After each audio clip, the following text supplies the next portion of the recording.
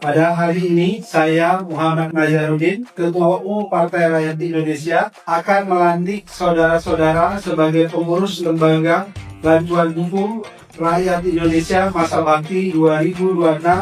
Apakah semuanya bersedia?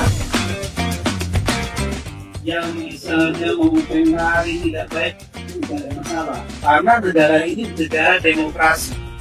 Di negara demokrasi, siapapun boleh mengkritik, tapi di batas normal yang wajar.